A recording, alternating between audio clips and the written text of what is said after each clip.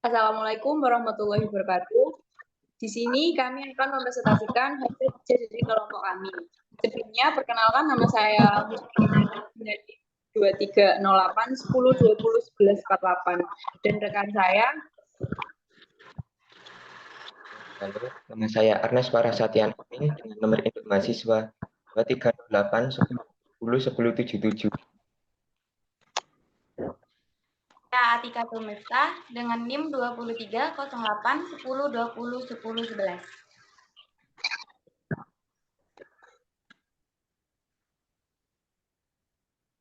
Nah, ini adalah rumusan masalah yang akan kita bahas. Yang pertama adalah pengertian manajemen. Yang kedua adalah apa yang mempengaruhi kegiatan lingkungan manajemen. Yang ketiga adalah apa yang mempengaruhi lingkungan manajemen. Yang keempat, segmen-segmen lingkungan. Yang kelima, tekstur lingkungan. Yang keenam, beberapa strategi dalam rangka menghadapi perubahan lingkungan dan ketidakpastian. Yang ketujuh, strategi untuk mengendalikan lingkungan. Next. Yang pertama adalah pengertian manajemen. Manajemen berasal dari bahasa Itali managerial yang berarti mengendalikan, terutama dalam konteks mengendalikan budaya. Berasal dari bahasa Latin manus yang berarti tangan. Bahasa Perancis lalu mengadopsi kata ini dari bahasa Inggris menjadi manajemen yang memiliki arti seni melaksanakan dan mengatur. Manajemen masih belum punya definisi yang benar dan diterima secara menyeluruh. Next.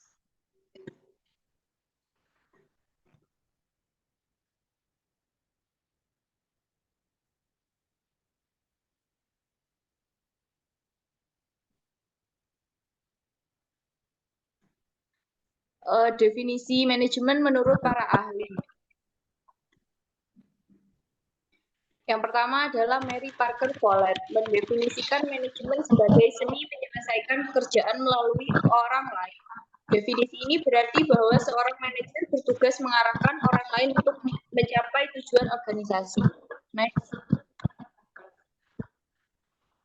Yang kedua adalah Ricky W. Griffin mendefinisikan manajemen sebagai sebuah proses perencanaan, pengorganisasian, pengordinasian, dan pengontrolan sumber daya untuk mencapai sasaran secara efektif.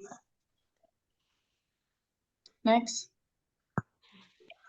Hal-hal yang mempengaruhi kegiatan lingkungan manajemen. Yang pertama adalah lingkungan eksternal, adalah segala sesuatu di luar batas organisasi yang dapat mempengaruhi organisasi. Yang kedua adalah lingkungan internal, kondisi atau kekuatan umum yang ada dan masih dalam kendali perusahaan. Next. Hal yang mempengaruhi ke lingkungan manajemen. Yang pertama adalah lingkungan terdekat, yang kedua lingkungan tidak langsung. Next.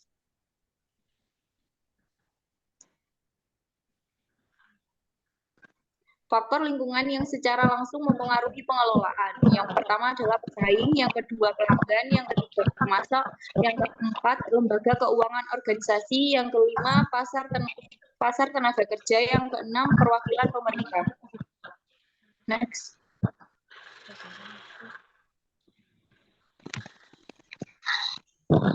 Faktor lingkungan yang tidak langsung mempengaruhi pengelolaan, yang pertama adalah kekuatan teknologi, yang kedua kekuatan ekonomi, yang ketiga kekuatan demografi, yang keempat kekuasaan politik dan hukum, yang kelima adalah hukum sosial kultural.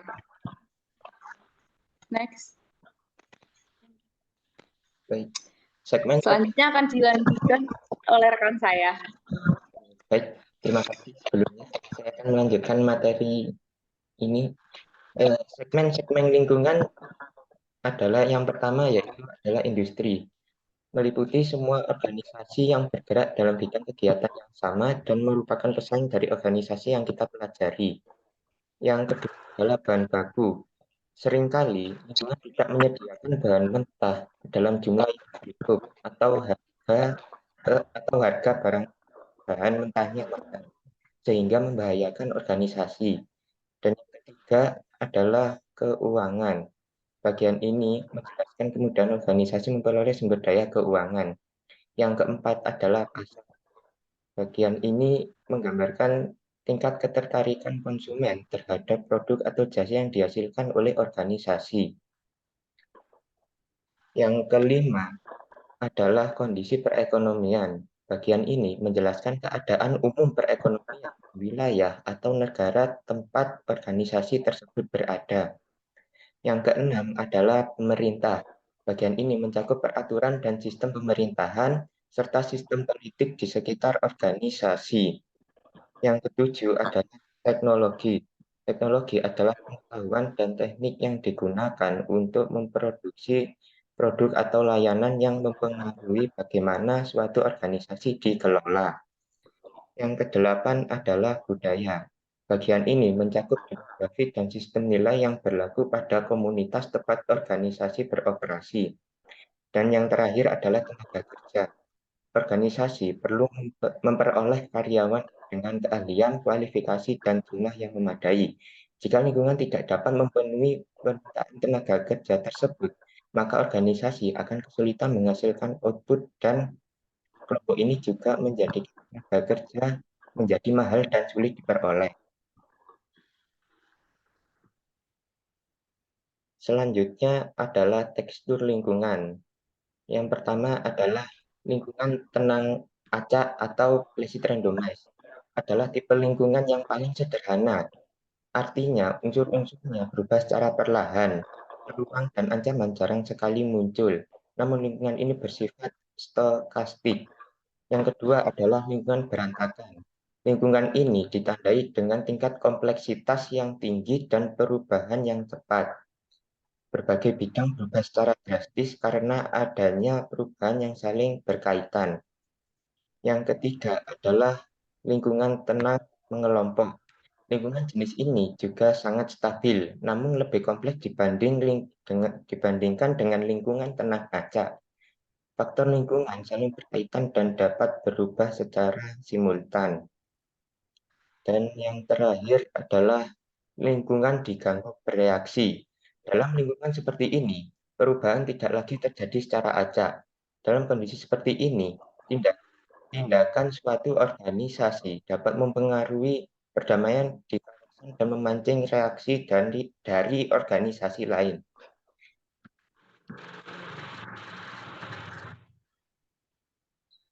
Bisa dilanjutkan oleh rekan saya. Baik, saya akan meneruskan materi selanjutnya, yaitu berbagai strategi menghadapi perubahan dan ketidakpastian lingkungan. Yang pertama adalah disiplin. Seperti yang kita ketahui, disiplin dapat membantu kita untuk mengelola dan mencegah konflik. Yang kedua, pertimbangan pengalaman pada tahap kehidupan. Pertimbangan pengalaman pada tahap kehidupan membantu mengasuh mencapai tujuan yang sesuai dengan pengalaman dan tahap kehidupan mereka. Yang ketiga adalah komunikasi. Komunikasi yang baik dapat menciptakan lingkungan yang baik. Salah satu upaya yang dapat dilakukan manajer untuk menghindari konflik adalah dengan memasukkan komunikasi efektif ke dalam aktivitas sehari-hari, yang pada akhirnya menjadi gaya hidup. Selanjutnya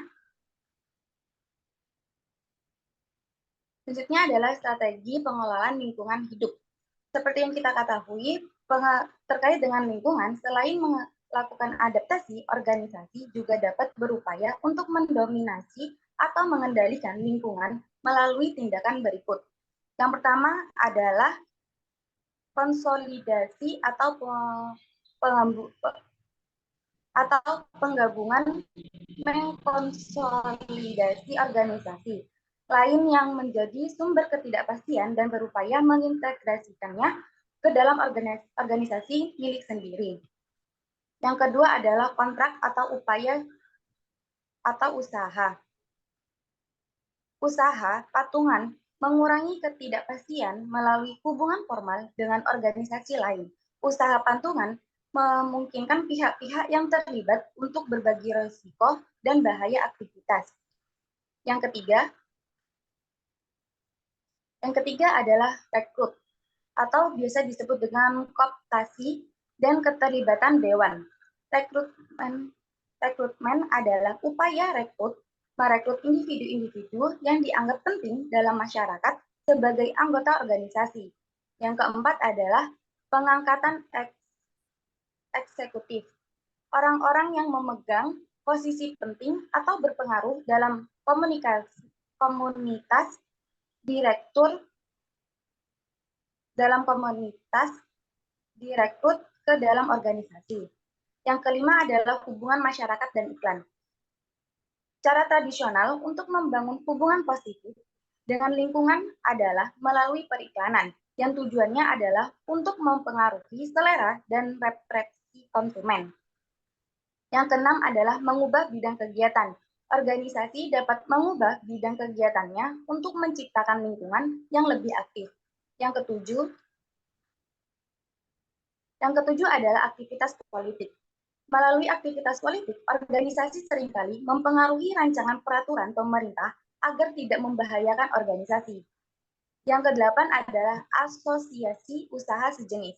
Upaya dampak lingkungan seringkali terlalu sulit untuk diatasi oleh satu organisasi saja. Hal ini menyebabkan munculnya merger antara pengusaha yang berpikiran sama, yaitu beberapa organisasi dengan tujuan yang sama. Keberadaan entitas ini memungkinkan terjadinya akumulasi kekuasaan dan sumber daya yang begitu besar sehingga berdampak pada lingkungan.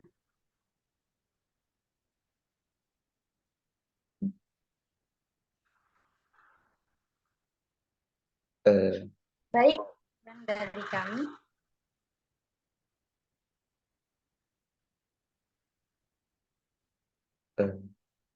Baik, itu sekian presentasi dari kelompok kami. Jika ada banyak kesalahan, mohon dimaafkan. Sekian dari kami. Wassalamualaikum warahmatullahi wabarakatuh.